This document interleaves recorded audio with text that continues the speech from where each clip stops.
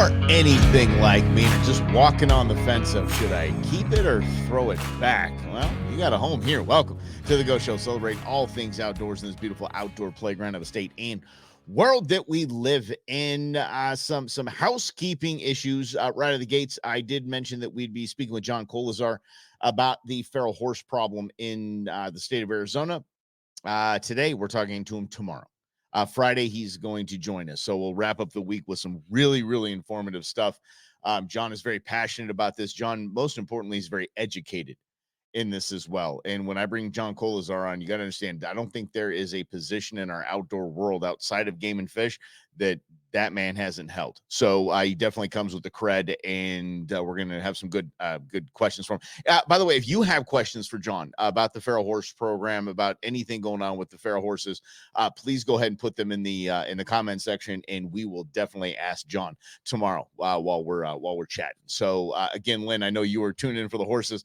It's going to happen tomorrow. That's how it happens with scheduling, especially when you run a live show every day. And thank you for being here. And speaking of shows, I talked to Tequila Jim last night about the Meat Eater show that was in Mesa over the weekend, and they did the whole meet and greet thing with the whole cast, and said, let me tell you, these guys are cool. They're just cool. They're hang with you kind of people. Morning, Scotty, hang with you, and just treat you like you're one of the crew kind of gang. And I really, really appreciate that about them. He did tell me that he hung out with Giannis more than anything. And more than anyone else, I apologize. And that will make Intern Beans cry, because Intern Beans is in love with Giannis from Meat Eater. Whew, she's like, heart starts swirling around her head. She loves some Giannis. And I think Giannis is a pretty tall dude too. And Intern Beans is 5 foot nothing. So yeah, that's just one of those things. You've seen those couples too. You've seen those couples. They've been around a hot minute. Couple things I want to talk about today is traveling with firearms. There's a horrible story about a young man who might face 12 years in prison because he left hunting ammo in his bag. Yeah, I want to talk about that, and because that's kind of important stuff to talk about. And then a debate that rages on, and I just want to get your opinion on this, and y'all know my opinion on this. The debate as we're gearing up for a huge fishing season, a really, I think, good fishing season. Are we frying them up, or are we letting them go? So that's what we're covering on the show today. Thanks for hanging out. Let's start with this story. It's absolutely it's absurd to me. So let me just read it to you. But it's the reality of things.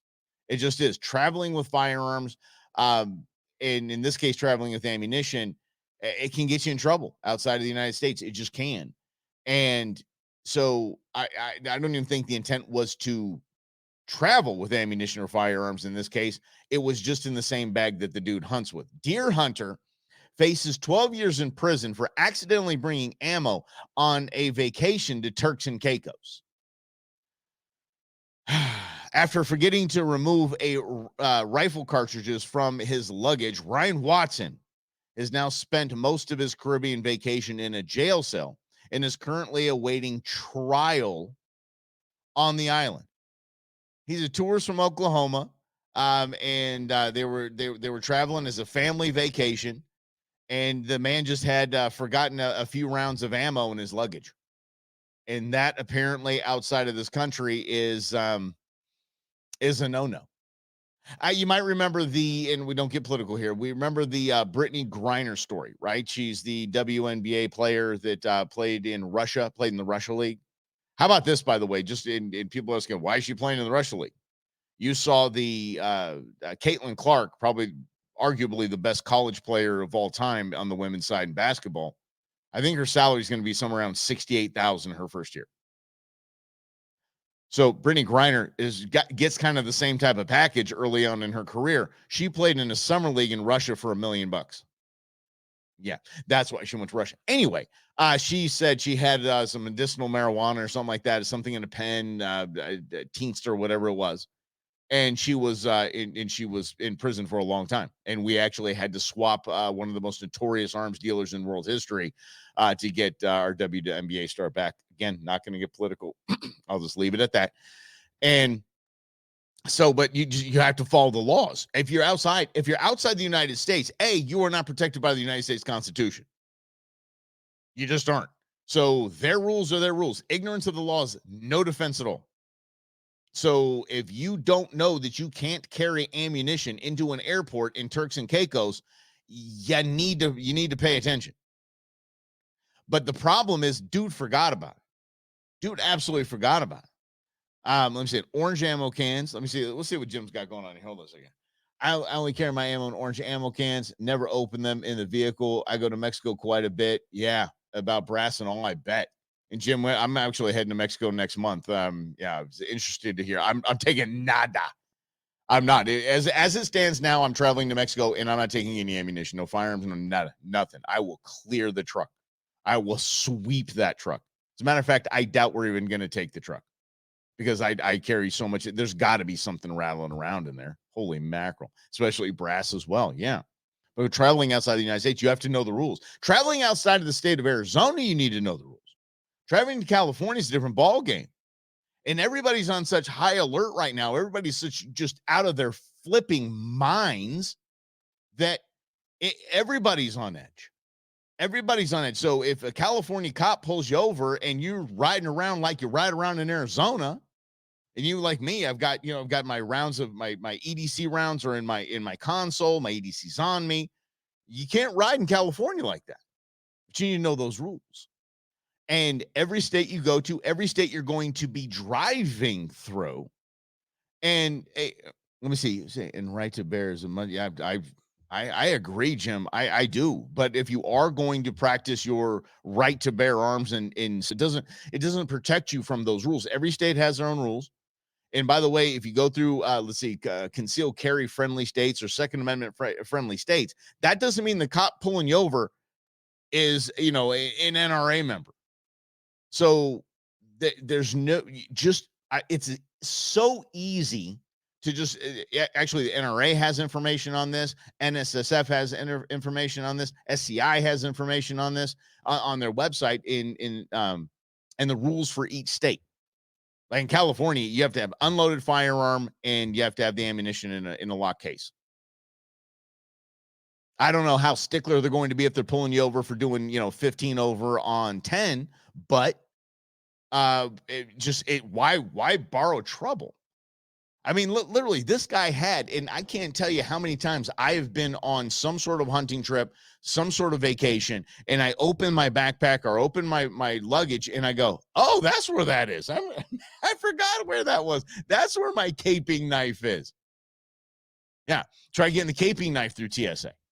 But you're like, oh, damn, I forgot that. My grandfather's pocket watch, pocket watch, his pocket knife. I had that going into, post 9/11. I think it was like very shortly after 9/11. We weren't used to this kind of thing, but I had that in one of the pockets of my bag. I had to go mail the thing back to my house. Guess what? Never showed up. Never. I lost my grandfather's pocket knife. I mean, you have to know. I really didn't complain a lot about it because I was like, damn it, that's on me. And yeah, people make mistakes. I get it. And people forget things. Like this poor guy forgot he had a couple shells and a couple rounds in his luggage. And where he was going outside of this country, that's illegal. And he's facing 12 years in prison. And let's be honest, I'm looking at this guy's family photo right now. And let me tell you something. I'm, again, not getting political, but the guy's family photo is him and his son are both wearing cowboy hats. His daughter and his wife, just look at, this is right out of middle America. There's no one in the current political atmosphere that's going to do anything to go get these guys, go get this guy out if he's there for 12 years. Nobody's going to help him. Yeah, sad. It is sad. It's rough. So here's what you do. Look, if you are going to travel if you're going to travel on a plane, travel airfare. What in the world, Michael? Here's some coffee. Ain't it? All right, there we go. That'll straighten that out. If you're traveling by air, a few things that are just so easy. It is be prepared, be ready, and be totally cool. That is the best thing in the world. Is when you go up to a ticketing agent or you go to any agent, any employee of the airline, and even when they're trying to get you to shovel you over to those kiosks and let a robot do it, and they shove you over, step one, when you're there, Well, let's back it up. Back it up. Remove the magazine from the firearm, please. Clear the chamber. As a matter of fact, keep the chamber open. Put it in a locked, hard case. Seriously, you can go to Target, you can go to CVS, Walgreens, anything. The travel locks are easy to find. They're like $5, and you put a little 3-digit code in there. That's all it is. That's all it has to be. I mean, I could my nail clippers could probably break these things, but whatever. It makes everybody feel better, makes everybody happy. Fine. Lock the dang thing up, and then have your magazines in another gun case right next to it. I know it's a pain in the butt.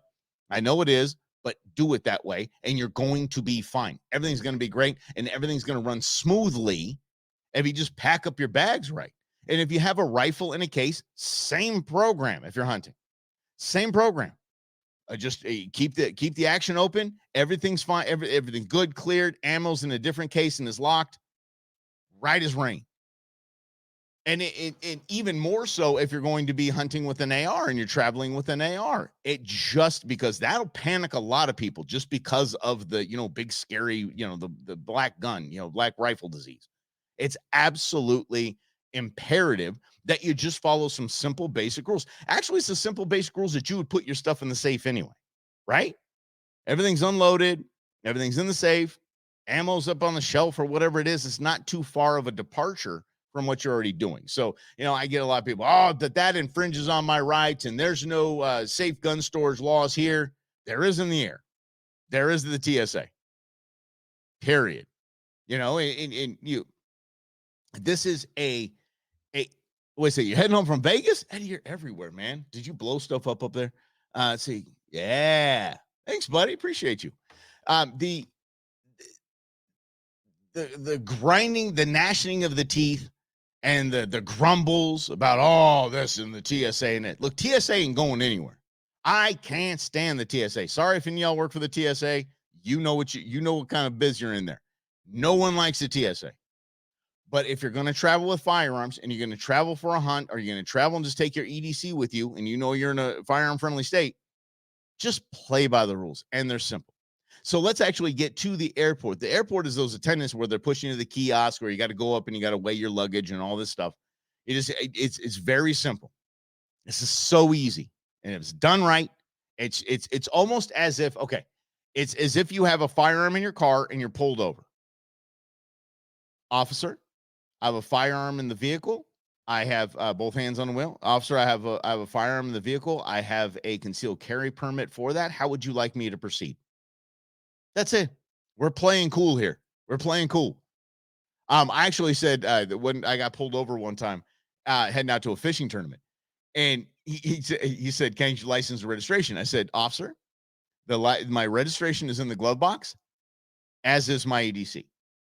How would you like me to proceed?" He just said, "Go ahead and get it." I said, "You want me to reach across and grab that?" He said, "I'm not late." He said, "He looked me right in the eye." He goes, "I'm faster than you." I'm like, fair enough. Okay, good. Let's do that. And by the way, because I handled myself that way and respectfully and knowing that he's amped up, he's coming up to a car he doesn't really know. I mean, I had a kayak in the back of the truck. I mean, he kind of knew. He's like, okay, this guy's going fishing. He's not, he's not some wacko escape from prison. But I said, but he let me off with a warning. Told me to have a great tournament because I was on the way to fishing tournament. He said, just have a great warning. And I thought that was pretty cool. But I handled it that way. That's the same way we're going to treat the people at the airport. Okay. Same way.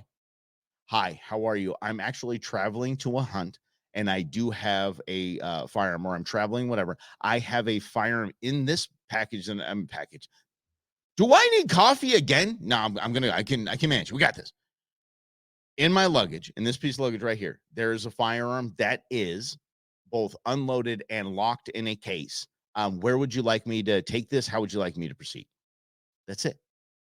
That's it. Most likely they'll say, right over there, there's a TSA agent right there. And you walk up to the TSA agent, or they carry the piece of luggage to the TSA agent. TSA agent opens it. It's right up top. There you go. There you go. You can go ahead. Here's the combination. Oh, they have the little TSA locks. That's right. Because the TSA locks, they have a key. And so they'll open it up, take a look at things. Boom. Send you on your way. Easy breezy. And you do that coming back too. It's that easy. Oh, I got a criminal speeding ticket too, Eddie. That guy came up at me hot. I can take you to jail. I can take you to jail. I'm like, dude, I'm literally driving to the lake. I'm going fishing. And it's the middle of the day. I'm sorry. I was going fast. Got it, dude. Write me a ticket. Holy cow. They were all over me. Yeah. Yeah, and I was in my ex's car too, so I didn't have my stuff in there, so I wasn't like, I have a glove, a firearm in the bike. It was nothing like that. I was going fishing. Oh yeah, you got out of but you got out of the criminal speed. I did not get out of that criminal speeding ticket. Let me tell you that. And I was actually on the res when I got let off with a warning. So that was a res cop too, which usually are very sticklers to. We're gonna go find you. Yeah. Yes, we're in a hurry, Lynn. I'm always in a hurry. I'm always moving things here and there. But that's easy. It's that simple. Know the laws before you travel. Check your dang bag for anything. I mean, empty that thing out between every hunt, between every trip. Just empty it out, and you'll pack better that way. And then when you get to, and then by the way, store your firearms properly when they're in your suitcase and your luggage. And then do we even have a suitcase anymore? I don't even have I don't own a suitcase. Yeah. It's a big, big hunting duffel. That's it. I'm such a redneck. So anyway, and you have it in there, locked, ready to go. When you get to the agent of the TSA, you say, hey, I'm traveling with a firearm. It's in this piece of luggage right here. How would you like me to proceed? Last thing you do is just please never do this. Just don't do it. Yeah. Hey, hi, how you doing? I got a gun. Please don't do that. Please. You're going to make a lot of friends fast. You need to. And has anyone been to a TSA interrogating room besides me? Yeah, I have. No, I didn't have a firearm. Here's what happened. My sister was moving out from California to Arizona. See, we all escaped. She's moving out. I wanted to help her move. I was going to drive the U-Haul out here. And so she bought me a ticket that was a one-way with no return. So I went to TSA with a ticket that I didn't buy that is a one-way ticket. Oh, and by the way, I was coming back same day. I had no luggage. That's like the TSA trifecta. They're like, right this way, sir. We have some questions for you. Holy mackerel.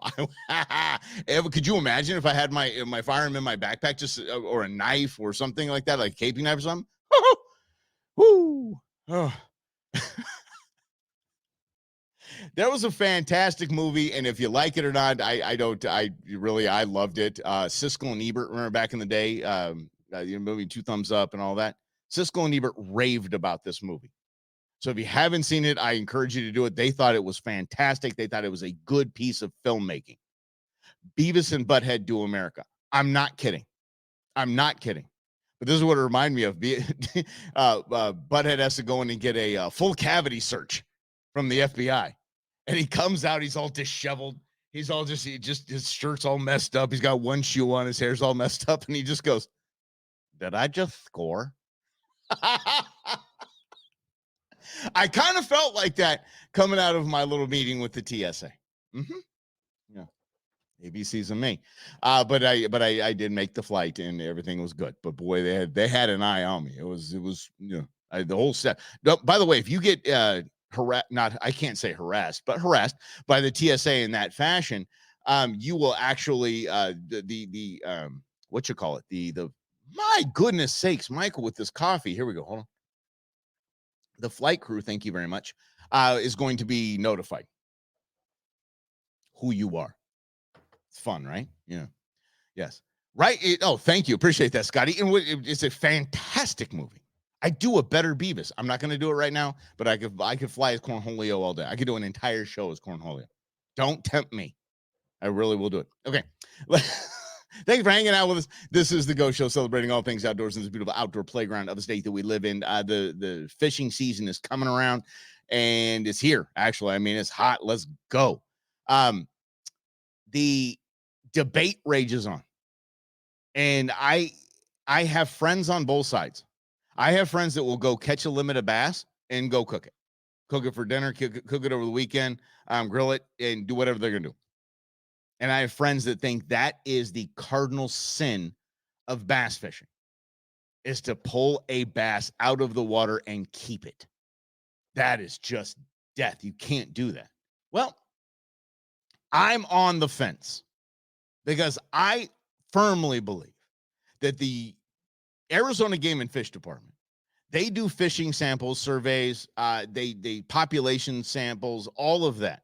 They know how many fishes we have of each species in each of the lakes. They have a pretty dang good idea. That's where the bag limit and the size limit are set. Because if we keep it at that, and then keep it at that bag limit and then that size limit, and everything is the same every year in the surveys, then hey, we found the sweet spot. Everything is good. And that calculates in people keeping their or taking their entire bag limit. That it's an important thing to understand. So if you are a part-time tournament angler and you like to go out and maybe find little weekend events to be a part of, and you scoff at those that have a stringer with them, you scoff at those on the side of the shore fishermen that have that bucket sitting next to them, and this is a I would say it's a mistake to scoff at that kind of thing, or to thumb your nose at it, look down at these people. No, they're part of the process. They really are. And if you find somebody's got a 10-pound bass sitting in a bucket on the sideline, guess what? I mean, on the shoreline, good. Yeah, all right. Legal. It's legal, and it's part of the process. But I do agree with the other side. I do agree that letting them fatten up, letting them live, letting them get old, letting them get just beefy and gigantic, it makes for a better fishing atmosphere and a fishing world in Arizona. It does. I remember a few years ago, it was just, we want the Florida strain. We want the Florida strain of bass. And then somebody did something and got the Florida strain out here, and I don't think it really did much good because ecosystems are what they are. So if our lakes were conducive to that size of largemouth bass, it would have been happening already. See what I'm saying? Has nothing to do. Now, poaching is a whole different matter. We that's the P word here. That is the ugliest word we have on the Go Show is poaching. And these poachers get in there, especially in the community ponds. Those are the worst. The worst. Game and Fish, check this out. Stocking ponds, and actually some streams to keep, healthy populations like brown trout and Apache and all that, and bringing the Apache back essentially. You ready for this? Do you know how much it costs them? I'm not kidding. $7 a fish. That's a lot. That's more than $7 a pound. That's basically that's ribeye cost. That's prime steak cost. That's how much it costs them. Hatching them, some come out of the hatcheries. And by the way, a couple of years ago, I think we had to bloat up our hatcheries because there was some bacteria or something like that, some fungus. And so we had to basically just literally put a needle in each and every fish in the hatcheries. Do you understand how much that costs? So when you see people, and it just drives me nuts, and I know they're doing it, and they're sitting along the community ponds, they got those buckets just full, just limited out times 2. Don't even care. They're just going in there fishing them out. That drives me batty. So you can thumb your nose at that. But those that are just out there fishing and like to have some trout, have some catfish, and they're doing it legally and they have their license, good for you. Yeah.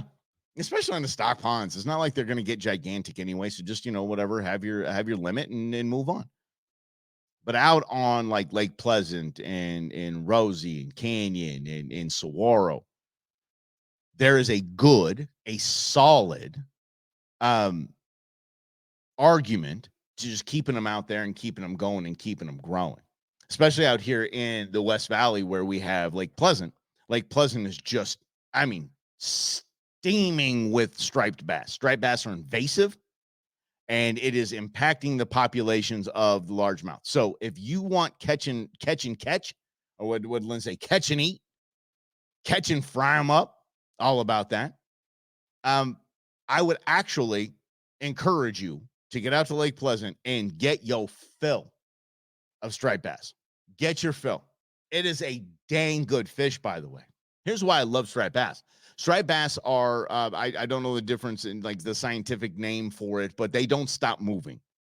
They don't suspend like bass do, like largemouth and smallmouth do. And they just hang out. They're constantly on the move. So that meat is thick. That meat is dense. It is awesome. It is fantastic. I love striped bass. I love eating striped bass. Here's a fun little tip for you. Deep frying. I got this from my man Clayton because he used to run Striper Adventures. I've been out fishing with Clayton a bunch of times. If you're gonna fry them up, instead of well, you obviously mix it in with flour too, but flour and always with with some cornstarch as well. So cornstarch and flour, but grind up with a rolling pin in a bag, salt and vinegar kettle chips. You're welcome. Holy mackerel. I'm telling you, it is a game changer. If you go out and get a mess of striped bass, by the way, go 24/7, no limit, and just get them. Bring them in until Game and Fish tells you to stop. But right now it's invasive, and let's go ahead and just take that population down as best we can.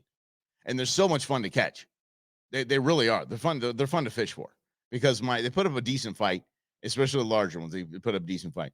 But my buddy Clayton said it's a 2-tap fish. I said, what's a 2-tap fish? He said, you're going to feel the tap on your line and then me tapping you on the shoulder saying you need a fresh bait. They're sneaky.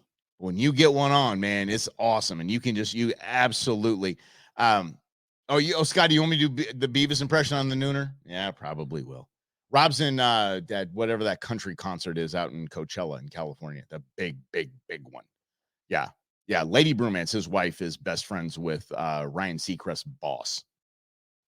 Go figure. So they go out to these big, cool events like that. So anyway, they're going to have fun. So it might just be me. I don't know if he's joining me, how it is, but I will, Beavis will make an appearance for you, pal. I promise. Okay. So back to this. Striped bass, go have fun with it. Catch and eat, catch and eat, catch and eat, catch and eat, catch and eat. Now, offshore to me has been a challenge. And here's why offshore to me is a challenge. I believe in all things seafood. I love catching tuna. I love catching, it's a jack, but it's like a yellowtail. Love yellowtail. Yellowtail all day. White sea bass going all day. Here's the deal, though. I've seen people pulling Dorado that are about 13, 14-inch Dorado, mahi, and keep it. I'm like, dude, you're not making 2 tacos with that thing. You make it. Why are you keeping that thing? But here's the deal. That person paid a lot of money to be out on that boat. You know what I mean? That person does not want to get skunked. And when you're dealing with these ocean fish, it's not like something that you can just keep in a live well for a little while and see if you catch a bigger one. So there's that line again, right? There's that debate that, okay, so do I really throw back? Because it's legal, but it's super small. I mean, I've seen a 42-pound Dorado pulled up, and that thing was massive. That's a keeper. That's a trophy and a half. That's feeding the whole family right there. That's eating good in the neighborhood. So I would put it this way. If it's legal, you're good. I'm not even going to scoff at you. If you're playing by the rules and you're playing by the size limits and the bag limits, I'm totally okay with that. Or stringer limit, stream. I don't know what they call it. I'm going to say bag limit. So if you're sticking by that, that's fine. But understand that you're playing a game with everybody else. And that I'm not trying to say everything should be fair. Just take your limit, cool, and just because if you're not, you're poaching, and then we're having a whole different discussion here. But if something's small or something like that, just let it go. It's okay. It's okay. Just keep fishing. Just keep fishing. That's supposed to be the fun. That is supposed to be the fun. And if you're out on the ocean, if you're out on one of the charters out of maybe San Diego or something like that, or at Dana Point, I understand. I do get it. But there's something to be said for, you know what, throw that thing back in, or just, when you're calling for a gaff and you see that thing's small, just pull it up and just say, let's let that thing go. Let that thing go. I know it's a lot easier when you got a nice, 40-pound tuna in the sitting in your bag, then you're like, okay, I can let the smaller ones go. I understand. First one up's tough. and especially it was off trolling. Let it go. Trolling shouldn't even count. Len, get over to azgfd.gov. AZGFD, Arizona Game and Fish Department, azgfd.gov, and then get you a license. And by the way, kids' licenses, are you understanding this? They're still $5 for the year. Hunting and fishing combo, $5 for anyone under 18 years old. That is the most genius move Game and Fish has made. That is probably the best move that they've made. 40 years from now, we'll look back and go, you know why we still have things around here like this? You know why we still have an outdoor world? That is one of the biggest contributions. I'm telling you. Whoever did that needs to get an award because that makes sense. $5. Come on. Yeah. Tomorrow, we're going to do it. John Colazar is going to be with us talking about the feral horse problem, and it is a problem. Let me tell you something. It's a problem because now we're dealing with ecosystems, we're dealing with conservation, and we're dealing with federal law. And we're dealing with reservations. So we're dealing with native nation laws as well. Holy mackerel. And we get to learn tomorrow what a zoo log is.